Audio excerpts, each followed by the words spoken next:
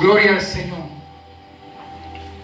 Joel capítulo 2, versículos 24 y 27, o al 27. Lo leímos para iniciar este tiempo de exaltación y adoración y reflexión bíblica en esta hora.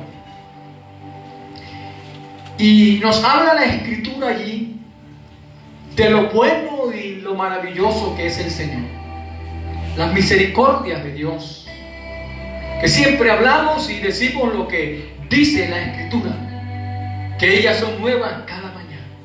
Dios siempre está dispuesto a bendecir a su pueblo, a bendecir a su iglesia, a bendecir a sus hijos. Y aquí hay una palabra en esta hora que quiero compartir con ustedes. Y de antemano, gracias por estar allí con nosotros. El versículo 25 está hablando de lo que quiero compartir en esta reflexión, esta serie, y es: y os restituiré los años que comió la oruga, el saltón y el revoltón y la langosta, mi gran ejército que envié contra vosotros. Antes de cuanto en este pasaje, quiero compartirte el tema de lo que vamos a estar tratando en este tiempo que el Señor nos dé. Y vamos a hablar de lo que es restitución. El Señor dice: y os restituiré los años que comió la oruga. O sea, todo lo que la oruga se comió, yo lo voy a restituir, dice el Señor. Y no solamente lo que la oruga se comió en sus años, sino lo que se comió el saltón y el revoltón, y lo que se comió la langosta. Pero hay una expresión bien fuerte aquí: mi gran ejército que envié contra vosotros. Habría que analizar aquí por qué el Señor envía ese gran ejército contra su pueblo. Porque a veces creemos que las cosas que suceden malas es porque el enemigo las puso y nos las trajo y nos las envió. Y muchas veces le echamos las culpas al enemigo, donde el enemigo no tiene culpa de nada. Job, dice la Escritura, que era un hombre recto, íntegro delante del Señor. Y un día lo visitó la ruina, lo visitó el mal. Y eso no fue el enemigo, fue el mismo Dios que permitió. Pero hablando de lo que es restitución, quiero comenzar con tratar de explicar, llevarte esto un poquito sobre lo que es restitución. El Señor está diciendo: restituiré lo que los años se comió la oruga, lo que se comió el saltón, el revoltón. Restituir significa devolver, significa reintegrar, restablecer una cosa al estado que antes tenía. Esta palabra viene del hebreo salah, que significa reembolsar, significa remunerar, significa recompensar, significa premiar, significa devolver por completo. Esto de restitución implica reparación del daño o herida. Restituir es dar una cosa a quien la tenía antes. Restituir es retornar. La idea de restituir es la de enmendar, reponer, restaurar. Aclarando esto, quiero que analicemos un poquito la situación que está viviendo el pueblo en ese entonces. Israel enfrentaba una situación bien fuerte, Y habían allí unas dificultades que están nombradas en Joel capítulo 1, versículos 3 y 4. A Israel lo estaba enfrentando varias dificultades, entre ellas una plaga de langostas, oruga, saltón, revoltón y langosta. Algunos dicen que son 4 fases del desarrollo de la langosta, otros dicen que eran 4 plagas diferentes que atacaban las cosechas en multitud, en número, y que todo se perdía, todo por donde pasaba esa plaga se acababa. Y dice la Escritura allí en Joel capítulo 1, versículos 10 al 13, que por esta situación los ministros, los sacerdotes de Jehová, estaban de duelo. Y miremos en el capítulo 1, los versículos 3 y 4 de Joel. Dice: de esto contaréis a vuestros hijos, y vuestros hijos a sus hijos, y sus hijos a la otra generación, lo que quedó de la oruga. O sea que si quedaba algo, dice aquí, lo que quedó de la oruga comió el saltón, y lo que quedó del saltón comió el revoltón, y la langosta comió lo que del revoltón había quedado. Esta situación había traído una crisis. No había alimento. Y por eso dice allí la Escritura que los sacerdotes y ministros de Jehová estaban de duelo. O sea, Israel estaba enfrentando esta crisis, una plaga de langosta. El versículo 18, ahí mismo en Joel, gloria a Dios, está diciendo la Escritura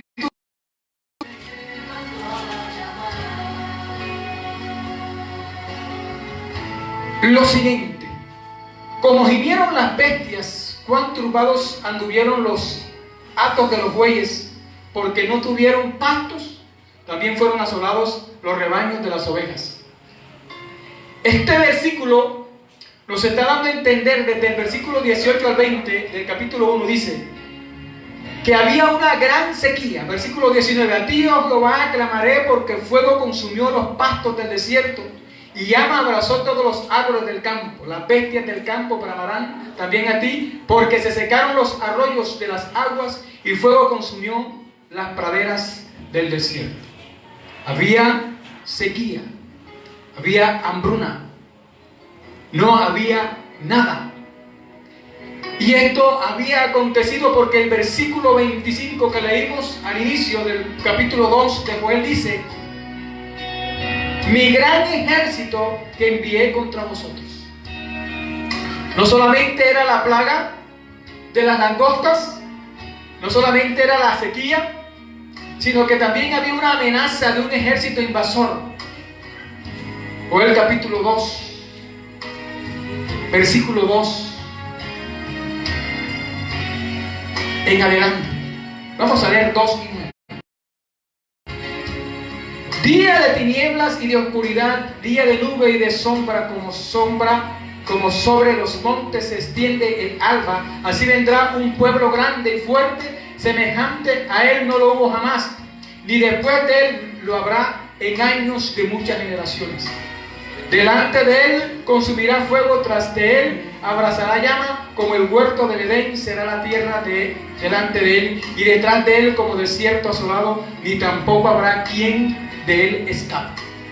Versículos 2 y 3 del capítulo 2 de Joel. Versículo 9: irán por la ciudad, correrán por el muro, subirán por las casas, entrarán por las ventanas a manera de ladrones. No solamente había una plaga de langosta y los ministros estaban de duelo, sino que también había una gran sequía. Y no solamente estaba enfrentando la plaga de langostas el pueblo de Israel y la sequía, sino que también venía la amenaza de un ejército invasor. El ejército asirio venía victorioso invadiendo desde el norte.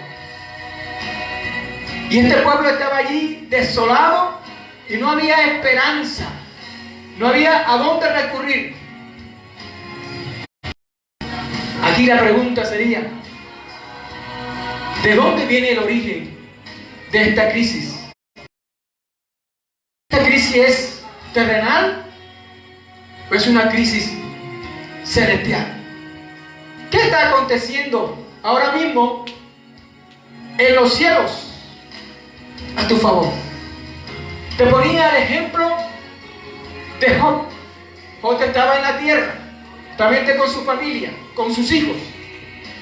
Estaba adorando al Señor, estaba sirviendo al Señor. Y la Escritura en el libro de Job dice que se estaba dando una reunión en el cielo, donde acontece y dice que vinieron los hijos de Dios ante el Señor y entre ellos vino Satanás. Y el Señor le dice a Satanás: ¿no has visto a mi siervo Job? Después de haberle preguntado: ¿de dónde viene Satanás? Y él dijo: vengo de andar la tierra, de rodear la tierra y de andar por ella. Y el Señor le dice: ¿no has visto a mi siervo Job? Un hombre íntegro, recto. Y Satanás le dijo al Señor: ¿cómo no va a ser Job recto e íntegro si lo tienes bien rodeado allí, lo tienes bien cercado y lo tienes bien bendecido? Lo tienes con carro, con casa y con beca. Está QAP, lo tienes 1A. Y el Señor le dio permiso a Satanás. Le dice: ve, toca todo lo que tiene, pero su alma me pertenece. Y conocemos la historia, los que leemos la Biblia, cómo Job fue perdiendo todo, poco a poco, y nada. Y tanta fue la situación que dice la Escritura que la mujer de Job, viéndolo de tal manera, dice: ¿hasta cuándo vas a estar tú sirviendo a tu Dios, adorando a tu Dios? Maldice a tu Dios y muérete. Y entonces Job dice: ¿qué? ¿Recibiremos de Dios el bien y no el mal? Sea el nombre de Jehová bendito siempre. Y es donde quiero enfocarme en esta hora, cuando estamos hablando de restitución. ¿Qué es restitución? Y cuando Dios se compromete allí con el pueblo, con su pueblo, y dice: restituiré los años que comió la oruga. La historia de Job nos dice que Dios le restituyó todo lo que él había perdido. Se mantuvo allí, permaneció allí y no dio su brazo a torcer. La situación en este momento en Israel, lo que estamos mirando, es lo que estaba aconteciendo, lo que estaba enfrentando el pueblo. Esa plaga de langosta, luego una sequía, un ejército invasor, un ejército poderoso. Yo no puedo decirte en esta hora la situación que tú estás viviendo, por qué está aconteciendo, a menos que usted, a través del Espíritu Santo, reciba la revelación y sepa por qué están aconteciendo las cosas. Porque el Espíritu Santo revela, el Espíritu Santo redarguye. Y muchos de nosotros como iglesia no estamos entendiendo la situación que se está viviendo en la actualidad. Y entonces algunos echamos la culpa al uno o al otro. ¿Y qué es lo que está sucediendo? ¿Qué es lo que está pasando? ¿Será que esta crisis es terrenal o también es espiritual? Si nos afecta a nosotros como iglesia, mi amado, que nos afecten las cosas materiales y que a pesar de que se pierdan las cosas materiales, podamos decir en el nombre de Jesús, como dijo el apóstol, todo lo puedo en Cristo que me fortalece, porque las cosas materiales se pueden restituir, se pueden volver a obtener, pero las celestiales, las espirituales, es muy difícil. Es difícil cuando una persona ha estado con el Señor, que se haya ido, volverse a integrar, volver a los caminos. Y cuando Dios tiene un propósito con la iglesia, cuando Dios tiene un propósito con el pueblo, Él mismo hace la manera, mueve las montañas, los ríos, los mares, lo que tenga que mover para que el pueblo de Dios pueda despertar. Y si nosotros no despertamos, ¿qué sucederá? ¿O qué pasará? ¿O qué sucederá? ¿O qué será? Y aquellos que no conocen al Señor. Hay mucha gente que está siendo advertida en estos tiempos. Por eso la Biblia habla de ser postreros. Hay mucha gente que está siendo advertida y que está siendo removida en estos tiempos. Y hay gente que está siendo restaurada en estos tiempos. Y la iglesia debe recibir la restauración de parte de Dios. Pero para recibir la restauración de parte de Dios hay que hacer la manera, la forma como hizo. Se mantuvo firme, fue fiel en la abundancia, fue fiel en el momento de la bendición, fue fiel en el momento en que tenía productividad, pero también en el momento de la crisis se mantuvo firme y se mantuvo fiel. Bendito sea el nombre del Señor.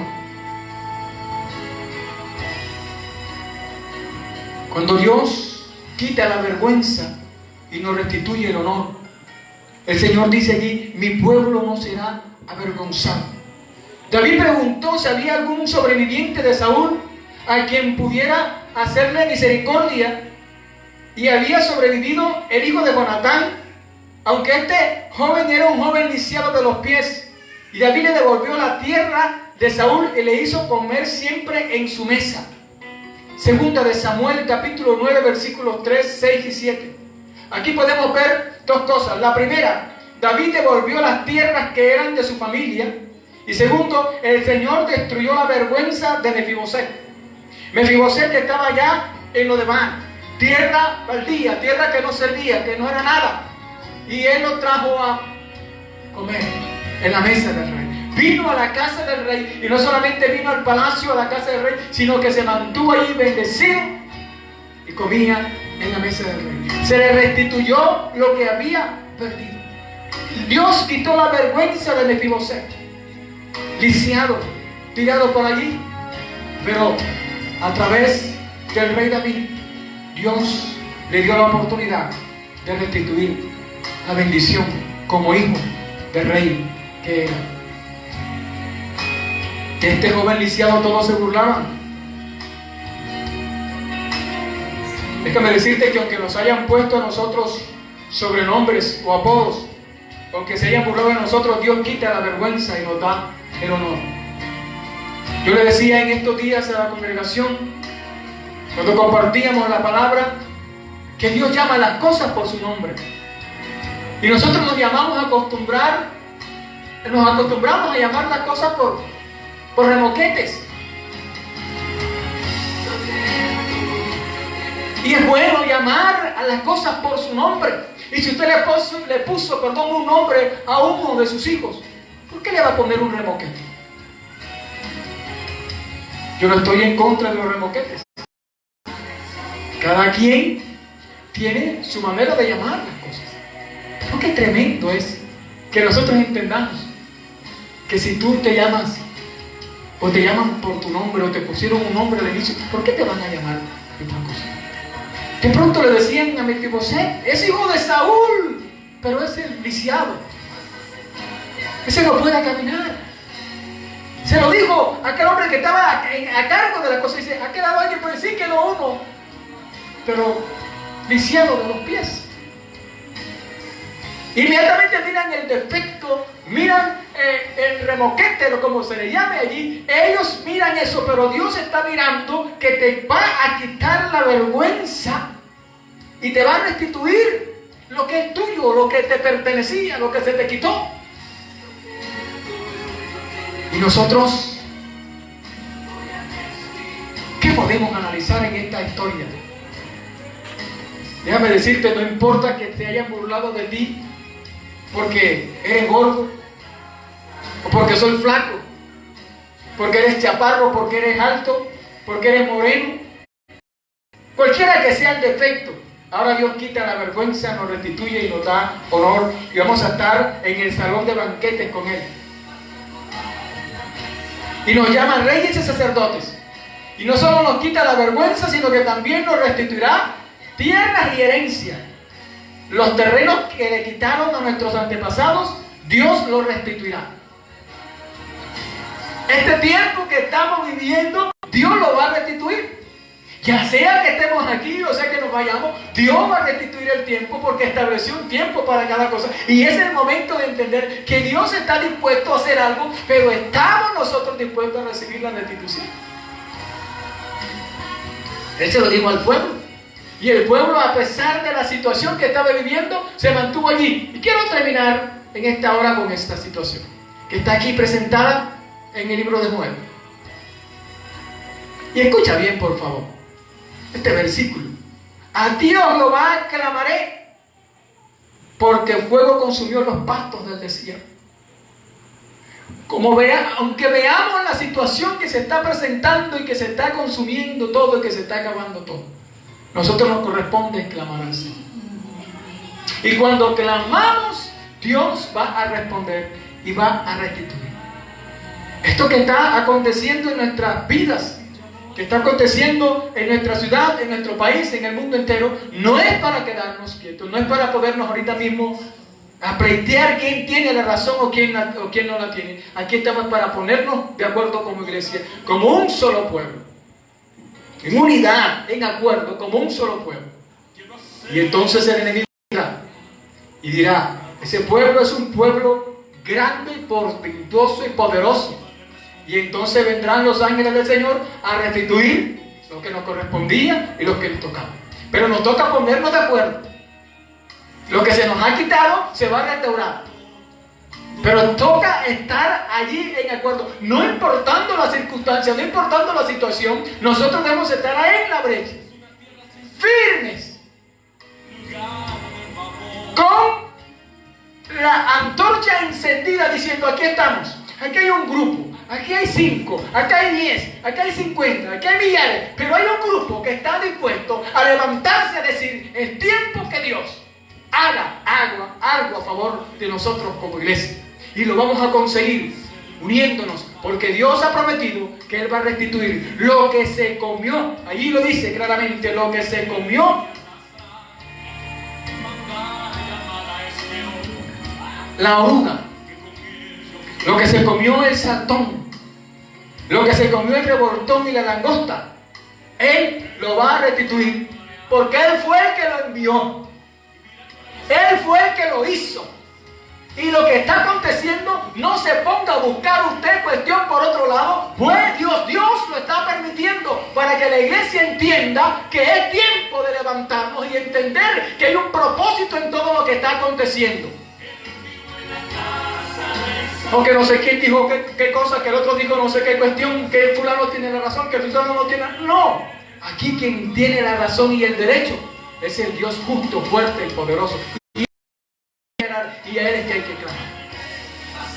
Y vamos a ver la bendición de la restitución. Pero la restitución no va a llegar así porque sí. La restitución va a llegar porque a pesar de todo estamos perseverando. Porque a pesar de estamos allí.